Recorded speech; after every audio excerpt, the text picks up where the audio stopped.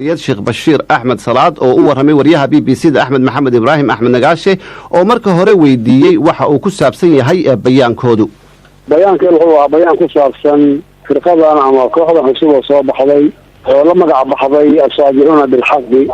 oo macnaheedu yahay kuwa xaqa ee maaragtay la jahraya ama kuwa xaqa kor ugu dhawaaqaya maadaama diin ay ku aftirsanayaan iyo dacwo oo arrimo diin ay ka hadlayaan oo shacabkuna hadee culamada ka warsugahayaan ayaa rabnay inaan u cadeyno shacabka Soomaaliyeed gaar ahaan iyo guud ahaan caalamka Islaamiga nimankan waxay yihiin waxay aaminsan yihiin iyo aragtida diineed ay ka duulayaan. marka aragtida diineed ay ka duulayaan maxay tahay aad ku qoonsateen? waxaan ka hadalnay fikrka nimankan ay ka duulayaan inuu fikr takfiiri yahay oo maaragtay ku salaysan in mujtamaca muslimka aragti madow lagu eego oo maaragtay waxa khayrka oo jira iyo islaamka jira iyo diinta jirta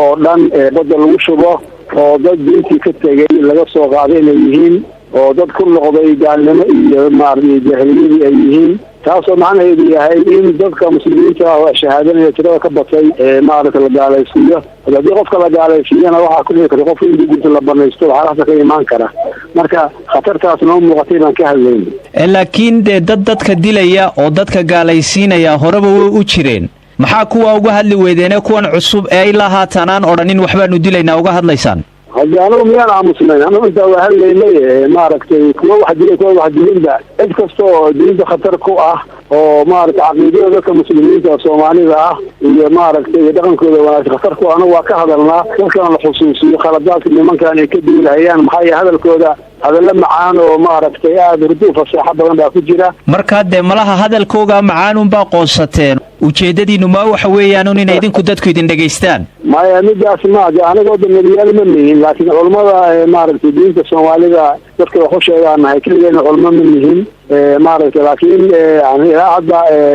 dadka hadlayay oo aan khaladaadka diinta laga galo ka hadlayay ama wixii soo jariyo cusboonaada maaragtay aan ka jawaabahayay rag anaga naga mid iyo anaga bay ahaayeenba marka waxa anagu waajibka saaran baan gudanaynaa ma aan oran anagu maxaan ku yaraa maaragtay waxa lagu soo diiray dana gaar anaga leenahay. sheekh Bashiir waxyaabaha keena isku dhaca iyo inay ummadu fawdo ay soo dhex gasho waxa kamida in dadka la diido aragtida kale dadka qaba inay aragtidooda soo bandhigaan wixii hadii ay tahay diin oo ay dadkana culimo yihiin inay soo bandhigaan aragtida ay qabaan maxaa ku diidantiin? hadda waxa soo bandhigayaa soo inay xad yeeshaan ma aha diinta xad beelay qofkii diin ku hadlaya xad buu leeyahay qofkii rabo iska hadli kara laakiin qofkii diin soo bandhigaya diintu waxa ay tahay waa la iska yaqaan diinta wax kasta laga been sheegi karo ma aha wax qofka soo rabo ka yeeli karo ma aha qofkii fikir kale soo bandhigaya wax kale ka hadlaya waa baab kale laakiin qofka diin ahaan soo bandhigaya oo diinta saas beeleed oranaya hadda diinta waa la yaqaanaa wax la waardiyeeyo diinta ayaa u qiimo badan. sheekh Bashiir waxa tiri diintaanu anagu waardiyeynayna idinku ina diinta waardiyeysaan yaa idin xil saaray miyaase ka xigtaan iyaga? anagu diinta waxaan loo xil saaray maadaama aan maaragtay culimadii dalka maaragtay aan ka mid nahay ama yani culimada hadasho oo diinta difaaca qayb weyn oo kamid ah anagu aan nahay maaragtay inaan hadno waa ku khasbanahay anagu marka hadda qaadashadan hadda Ilaahay subhanahu wa ta'ala ayaa tawfiiq bixiya marka daayiga way hadleen sidoo ma aamusin hadii ayagu hadleen maxaad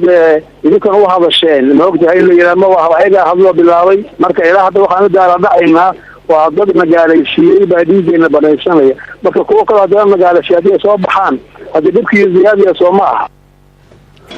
gudoomiyaha majmaca culimada Soomaaliyeed sheekh Bashiir Axmed Salaad oo u warramay wariyaha BBC-da Axmed Maxamed Ibraahim Axmed Nagaashe ayuu kaasi ahaa.